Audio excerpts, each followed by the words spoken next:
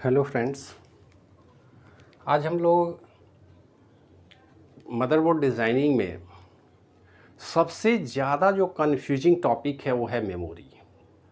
ऐसे fundamental basic में आप लोगों ने मेमोरी पढ़ा होगा, लेकिन मेमोरी का जो चैप्टर है वो अपने आप में बड़ा कन्फ्यूजन क्रिएट करता है बच्चों के मन में। और सबसे बड़ा कन्फ्यूजन का कारण है कि हम शुरू से पढ़ते आ रहे हैं कि कंप्यूटर में बैकवर्ड कंपैटिबिलिटी होता है। बैकवर्ड कंपैटिबिलिटी का मतलब है कि पहले से जो डिज़ाइन टेक्नोलॉजी है, अपग्रेड करने के समय उस टेक्नोलॉजी के सारे फीचर को हम मेंटेन रखने की कोशिश करते हैं, लेकिन मेमोरी के साथ ऐसा नहीं है। मेमोरी जब भी हम डिज़ाइन करते हैं तो हम नई टेक्नोलॉजी आने के बाद ओल्ड को या तो सपोर्ट करने की कोशिश करते हैं या डायरेक्ट ओमिट कर देते हैं, हटा देते हैं। इसलिए मेमोरी में ज़्यादा कन्फ्यूजन होता है। आज के टॉपिक में हम लोग देखेंगे कि मेमोरी के फैमिली के विषय में पूरी तरह से जानने की कोशिश करेंगे।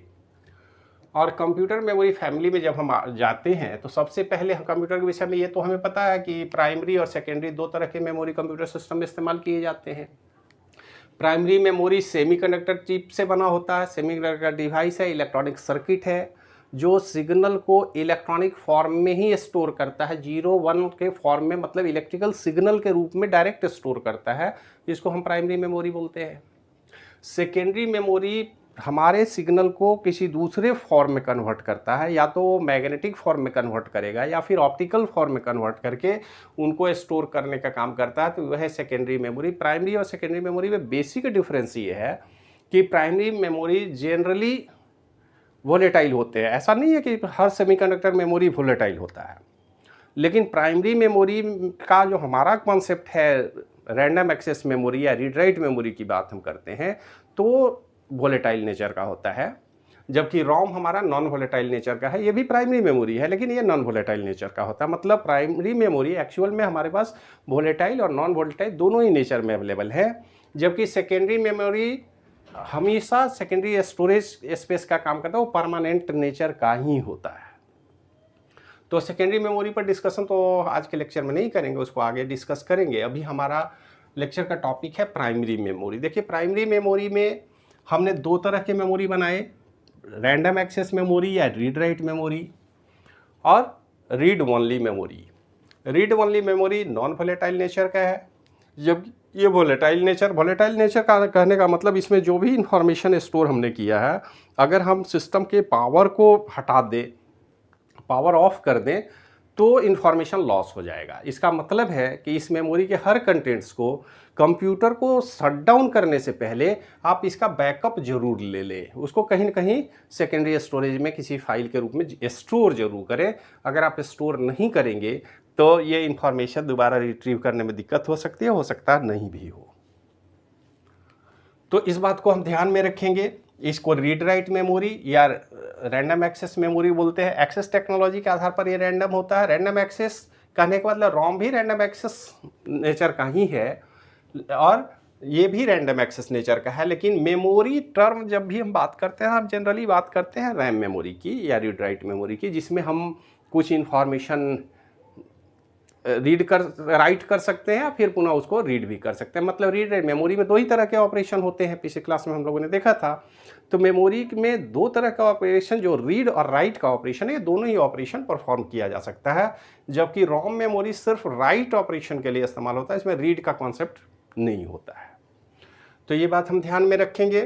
अब रैंडम एक्सेस मेमोरी को फर्दर हमने दो पार्ट में डिवाइड किया है, पहला स्टैटिक रैम और दूसरा डायनेमिक रैम। स्टैटिक रैम जो है वो एक्चुअल में फ्लिप फ्लॉप का सेल है।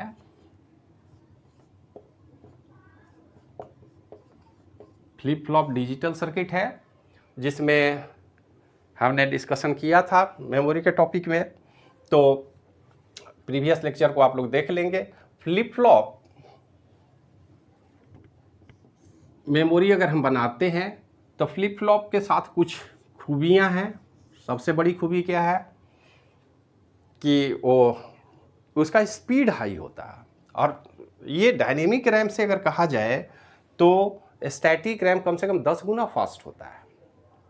इसीलिए हम इससे कैश मेमोरी डिज़ाइन करते हैं, या सीपीयू का रजिस्टर भी जो डिज़ाइन करते हैं हम, उसमें भी हम इसी टेक्नोलॉजी का इस्तेमाल करते हैं। तो इनकी डॉपिंग डेंसिटी लो होती है, कॉस्ट बहुत हाई है, फास्ट है, हाई कॉस्ट है, कॉस्ट भी ज़्यादा लगता है। लेकिन सीपीयू रजिस्टर या कैश मेमोरी बनाए जाते हैं स्टैटिक रैम से। तो स्टैटिक रैम जहाँ भी हमको हाई स्पीड मेमोरी की ज़रूरत होगी, वहाँ सीधे तौर पर हम कैश या सीपीयू रजिस्टर की बात करेंगे तो रजिस्टर की डिज़ाइन हो या कैश मेमोरी का डिज़ाइन हो, स्टैटिक रैम है। स्टैटिक रैम ये सीपीयू एक्चुअल में किसी भी सीपीयू का स्पीड क्या है, अगर सीपीयू के स्पीड की हम बात करें तो उसके प्रोसेसिंग स्पीड के साथ साथ हम इस बात को देखते हैं कि उसके रजिस्टर की स्पीड क्या है, डेटा ट्रांसफ़र रेट रजिस्टर का क्या है। रजिस्टर का जो डेटा ट्रांसफ़र रेट होगा वही सीपीयू का क्लॉक फ्रिक्वेंसी होगा, उसी आधार पर हम क्लॉक डिज़ाइन करेंगे।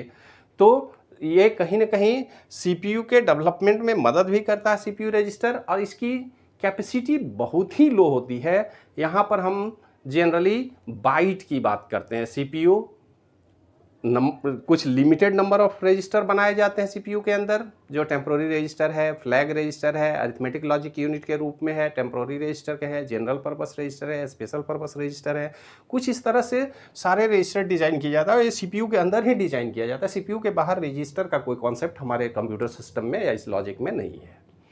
हाँ, कैश मेमोरी के साथ एक बात है कि ये हम अगर बात करें तो ये दो लेवल में डिज़ाइन किया जाता है, पहला L1 कैश और दूसरा L2 कैश।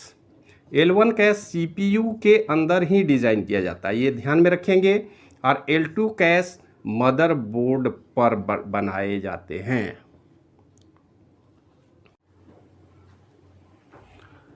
अब अगर हम बात करें कैश मेमोरी का, तो ये सीपीयू के अंदर L1 कैश है, और मदरबोर्ड पर जो हम कैश बाहर से लगाते हैं उसको बोलते हैं L2 कैश, लेवल 2 कैश। तो लेवल 1, लेवल 2, अब देखिए मेमोरी हायरार्की में आप देखेंगे सबसे पहले रजिस्टर की बात होती है, फिर लेवल 1 कैश की बात होती है, फिर लेवल 2 कैश की बात होती है, उसके बाद रैम मेमोरी की बात हम करते हैं। तो रैम मेमोरी इसके बाद कहाँ से आया? तो इसके बाद जो रैम है वो डायनेमिक रैम है, जिसको डी रैम हम बोलते हैं। डायनेमिक रैम की सबसे बड़ी खूबी है कि इसके डिज़ाइन में हम फ्लिप फ्लॉप का इस्तेमाल नहीं करते हैं। यहाँ पर हम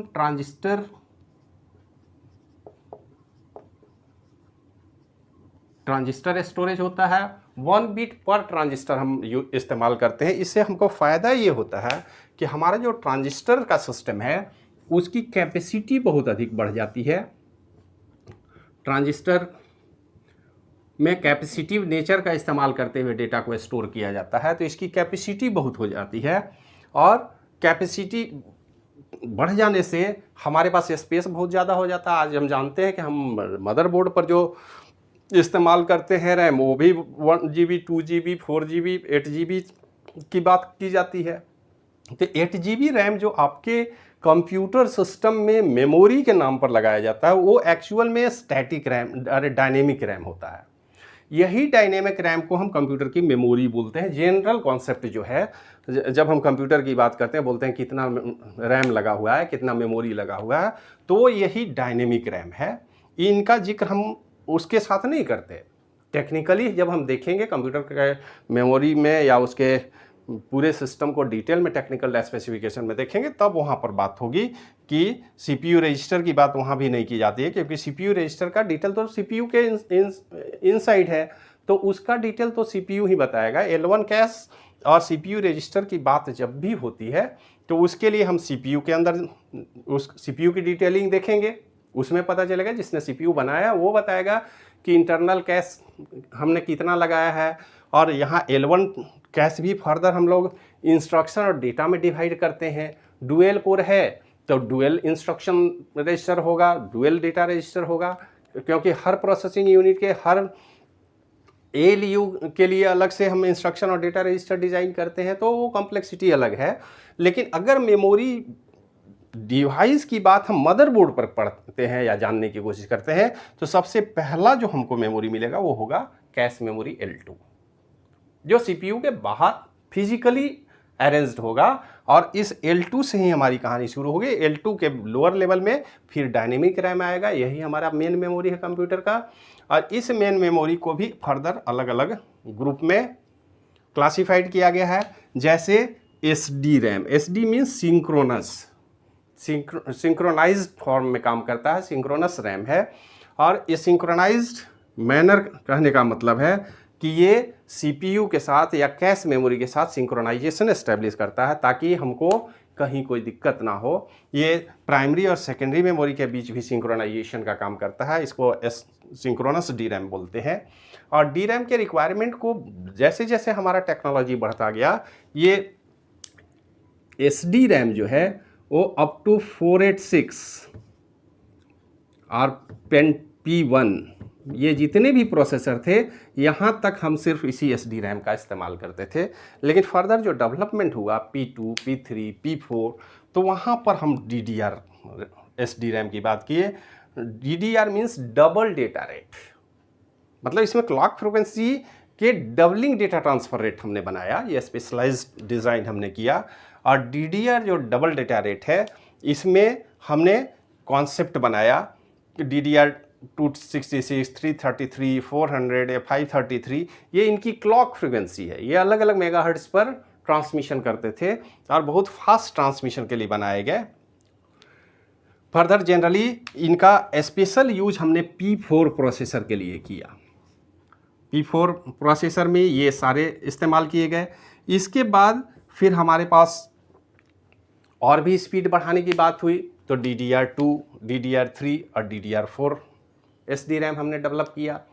तो इस तरह के आज के डेट में अगर कंप्यूटर की हम बात करें तो हमें ये सारे जो प्रोसेसर हैं ये DDR1 के नाम से जाने जाएंगे। DDR1, DDR2, DDR3, DDR4। तो DDR1 का कोई कॉन्सेप्ट नहीं था, हम लोग सीधे DDR रैम बोलते हैं उनको, वन ऑप्शनल था। लेकिन बाद में DDR2, DDR3 और DDR4 की बात हम करने लगे। ऐसा हमने क्यों किया? क्योंकि हम जानते हैं कि हमारा रिक्वायरमेंट बहुत तेज़ी से बढ़ गया। अब हम मेमोरी में डेटा जो भी है उसको हाई स्पीड से सीपीयू में ट्रांसफर, क्योंकि सीपीयू की स्पीड भी लगातार बढ़ती चली गई। 5 मेगाहर्ट्ज़ का सीपीयू पहली बार हमने बनाया था, अब हम 4.9 गीगाहर्ट्ज़ की बात कर रहे हैं। तो मेगाहर्ट्ज़ से गीगाहर्ट्ज़ में जाने का मतलब आप समझ लीजिए कि 1000 गुना हमने स्पीड को बढ़ा दिया। तो हमको मेमोरी स्पीड 1000 गुना नहीं बढ़ा सकते हम। तो यहाँ पर मेमोरी स्पीड 266 ये सारे मेगाहर्ट्ज़ में है। बाद में हम गीगाहर्ट्ज़ ट्रांसफ़र करने के लिए भी गीगाहर्ट्ज़ लेवल पर ट्रांसफ़र करने वाले रैम। तो DDR रैम के डेवलपमेंट के साथ और ज़्यादा हमको स्पीड की ज़रूरत हुई, तो हमने एक नया कॉन्सेप्ट डेवलप किया, dual ported D RAM. Dual ported D RAM और DDR में बेसिक डिफरेंस है। वो बेसिक डिफरेंस है कि यहाँ पर एक बार में सिर्फ एक ही लोकेशन को आप एक्सेस कर सकते हैं। मेमोरी एड्रेस जो भी होगा वहाँ से एक डेटा को आप एक्सेस कर सकते हैं। लेकिन हमको वीडियो फॉर्मेशन में या एनिमेशन में इस तरह के कुछ ऐसे प्रोग्राम मल्टीमीडिया एप्लीकेशन में आ गए जिसमें ज़्यादातर हमको ज़्यादा से ज़्यादा डेटा को फेच करना पड़ता है। आप यूट्यूब पर लेक्चर देख रहे हैं, फेसबुक पर काम कर रहे हैं, तो आज के डेट में इंटरनेट के ज़माने में बहुत तेज डेटा कम्युनिकेशन की ज़रूरत है। तो हमने मेमोरी में भी डेवलपमेंट किया और डुअल पोर्टेड डी रैम बनाया। डुअल पोर्टेड का बेसिक कॉन्सेप्ट ये है कि सिंगल क्लॉक में 2 एड्रेस को एक्सेस आप कर सकते हैं। तो सीक्वेंशियल एड्रेस जो है उसमें एक क्लॉक में हम 2 एड्रेस को एक्सेस करने का क्षमता अगर डेवलप करना चाहते हैं तो हमको डुअल पोर्टेड डी रैम की ज़रूरत होगी। अब प्रैक्टिकली मार्केट में ये वीडियो रैम, वी रैम या विंडोज़ रैम के नाम से उपलब्ध है, जिसका इस्तेमाल आज के एडवांस जितने भी graphics processor based processing system है उसमें हम वी रैम या डब्ल्यू रैम की बात करते हैं, इनको हम परचेज करते हैं। तो ये कहानी डायनेमिक रैम की है, अलग अलग ग्रुप है, कैटेगरी है।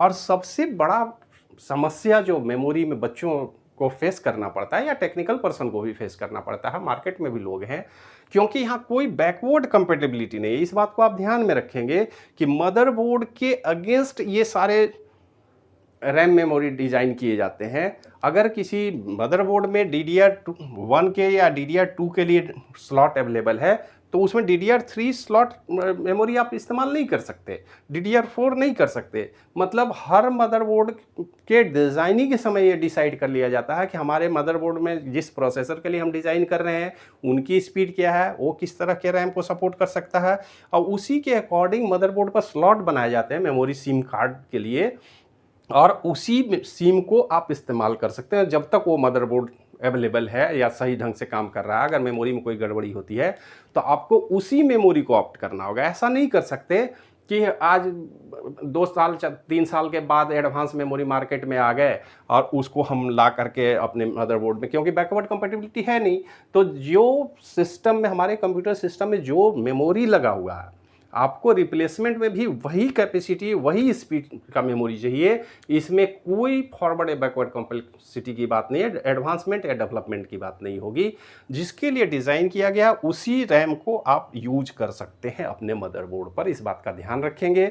और जब भी मदरबोर्ड आप खरीदेंगे तो कंपनियां जो डिज़ाइन करती हैं, जिस तरह के स्लॉट का डिजाइनिंग है, सिर्फ वही मदरबोर्ड पर मेमोरी लगेगा या लगाया जाएगा। ये बेसिक अंतर है जिसको समझने की ज़रूरत है।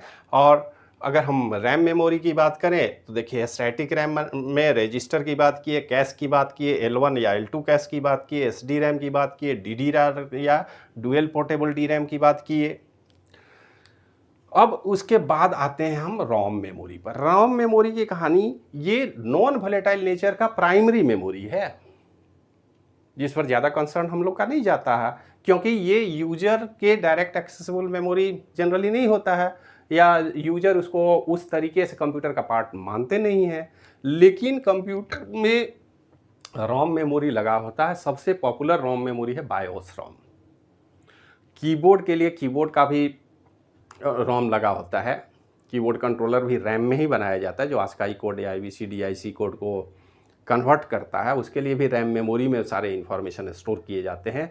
क्योंकि जब कीबोर्ड की बात होगी या बायोस रोम की बात होगी तो उसमें जो भी इन्फॉर्मेशन है वो परमानेंट नेचर का होता है, और कंप्यूटर के ऑफ करने से वो डेटा लॉस नहीं होना चाहिए। जब तक मदरबोर्ड रहेगा तब तक उसके बायोस रोम का इन्फॉर्मेशन भी एग्जिस्ट करेगा। इसलिए वहाँ पर रीड ओनली मेमोरी, कई बार ऐसी ज़रूरत पड़ती है जहाँ पर हमको परमानेंट नेचर का मेमोरी चाहिए और उसको बैकअप की ज़रूरत ना हो, पावर की ज़रूरत नहीं हो, तो हम रोम मेमोरी का इस्तेमाल करते हैं। रोम मेमोरी भी अलग अलग डिज़ाइन में आए। सबसे पहले मास्क रोम की बात हुई।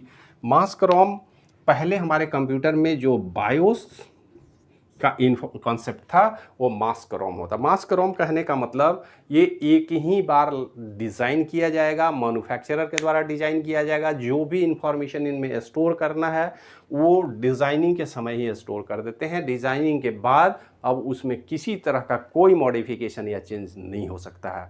अगर मॉडिफिकेशन की ज़रूरत है तो उसको डिस्ट्रॉय कीजिए, फिर दूसरा डिमांड कीजिए, दूसरा मार्केट से लाइए या कंपनी से डिमांड करके आप मंगा सकते हैं। लेकिन ये मास्क रोम, मास्क मतलब फिक्स हो गया, इसमें कोई बदलाव नहीं हो सकता आफ्टर मैन्युफैक्चरिंग।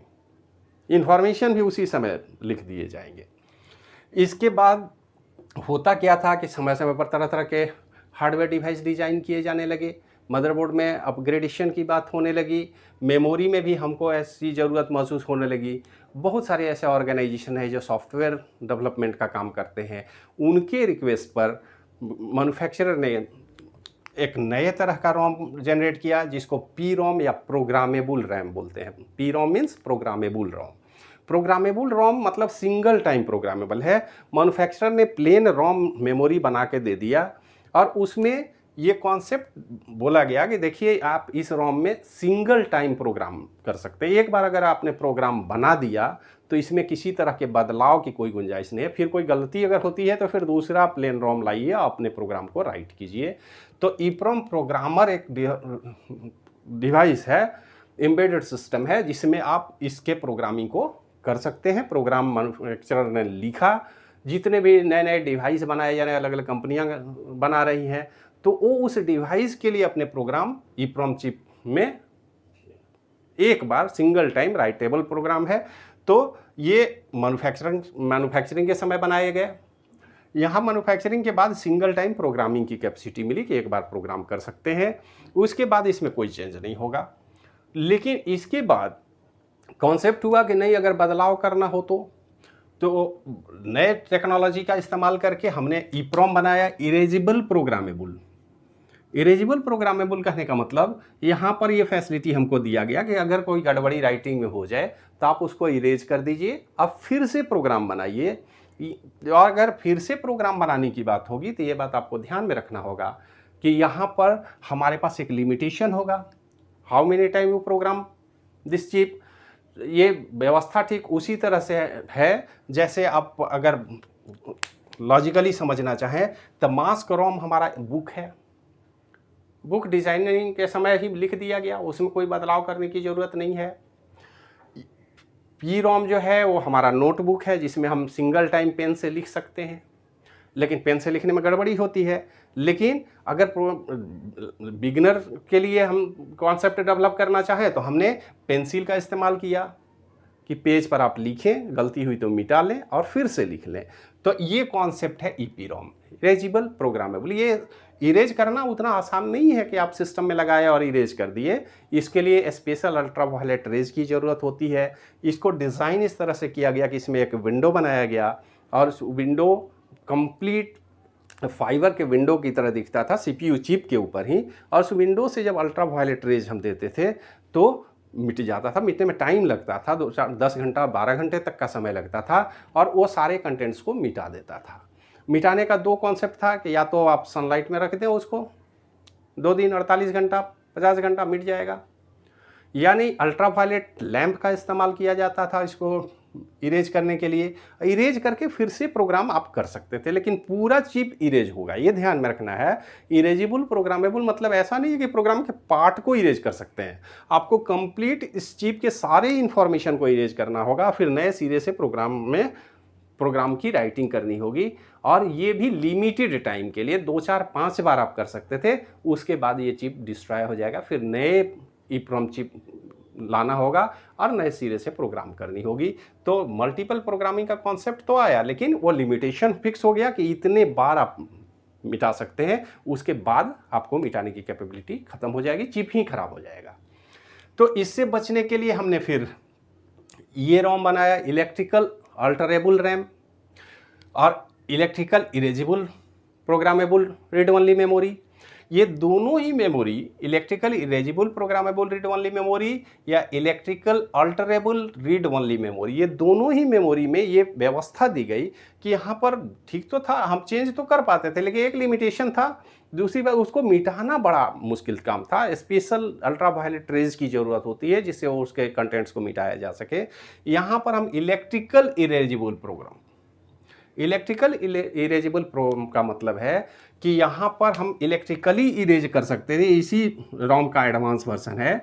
लेकिन इलेक्ट्रिकल इरेजिबल में एक कॉन्सेप्ट यहाँ पे था कि सामान्य अगर ये मान लेते हैं 5 वोल्ट पर काम करता है तो इरेज करने के लिए इसको हाई वोल्टेज की ज़रूरत होती है। ऐसा नहीं है सामान्यतः आप उसी वोल्टेज पर इरेज, इसलिए कि कंप्यूटर ज़्यादातर 5 वोल्ट पर काम करता है, तो 5 वोल्ट पर जब ऑपरेट हो रहा है तो इसमें इरेज नहीं कर सकते आप। इरेज करने के लिए स्पेशली किसी पार्टिकुलर पॉइंट पर आपको हाई वोल्टेज देना होगा, उस वोल्टेज के आने के बाद ये इरेज कर देता था कंटेंट।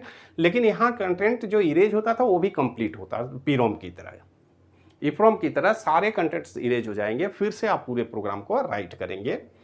और इलेक्ट्रिकल अल्टरेबल रोम इससे भी थोड़ा सा एडवांस वर्जन आया, यहां पर बीट बाय बीट इरेजिबल संभव है। मतलब किसी लोकेशन में अगर किसी पर्टिकुलर पॉइंट को इरेज करना है तो इलेक्ट्रिकल अल्टरेबल रोम में आप ये काम कर सकते थे।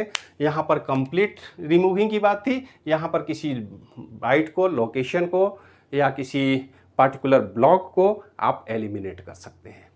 लेकिन ज़्यादातर यहाँ बिट बाय बिट मॉडिफिकेशन का कॉन्सेप्ट है।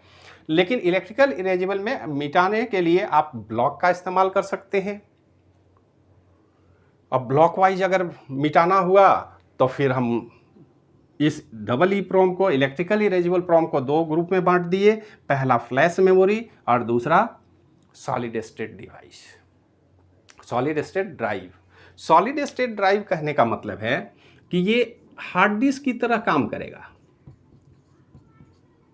ये हाई स्पीड हार्ड डिस्क की तरह काम करेगा, इसकी स्पीड बहुत हाई है। अब ये हाई स्पीड डिस्क का कॉन्सेप्ट क्या है कि जैसे कंप्यूटर में तो हम लोग जनरली हार्ड डिस्क का इस्तेमाल करते हैं, लेकिन बहुत सारे ऐसे एम्बेडेड डिवाइस हैं जहाँ पर इंफॉर्मेशन तो स्टोर करना है, प्रोग्राम में कुछ बदलाव भी आप कर सकते हैं। आप थोड़े देर के लिए इमेजिन करें कि आपने एक ऑटोमेटिक वॉशिंग मशीन खरीद रखा है। तो वॉशिंग मशीन में कुछ इन्फॉर्मेशन रखे गए हैं, उनको कैसे ऑपरेट करना है, कब स्टार्ट होगा, कितना टाइम लेगा, कब उनको पानी चाहिए, कब उनको पानी निकालना है, ये सारा व्यवस्था उनके यहाँ प्रोग्रामिंग की हुई है। लेकिन वो ऑप्शन देते हैं आपके पास सिलेक्शन का, कि वॉश करने के 2-3 अलग अलग क्राइटेरिया हैं जिनको आप सेलेक्ट कर सकते हैं। तो ये सिलेक्शन का व्यवस्था आप उसमें चेंज करेंगे प्रोग्राम को, तो उस प्रोग्राम में अगर कोई मॉडिफिकेशन आपको करना है, अपने हिसाब से सिलेक्शन करना है, किसी पर्टिकुलर लोकेशन से प्रोग्राम को स्टार्ट करना होगा। और इसमें कोई जो चेंज आप करेंगे जो कंप्यूटर के ऑपरेशन को अफेक्ट करता है, तो यहाँ पर डिस्क स्टोरेज का कॉन्सेप्ट तो है, लेकिन ये डिस्क स्टोरेज छोटे लेवल पर काम करता है।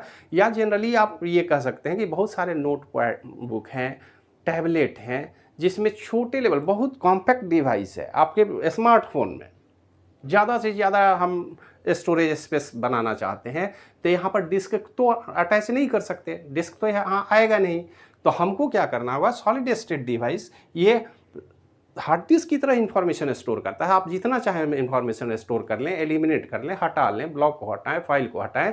तो ये सॉलिड स्टेट डिवाइस है जो हमारे ईप्रोम रोम मेमोरी का ही फैमिली का पार्ट है, और ये बिल्कुल हमारे हार्ड डिस्क की तरह काम करता है।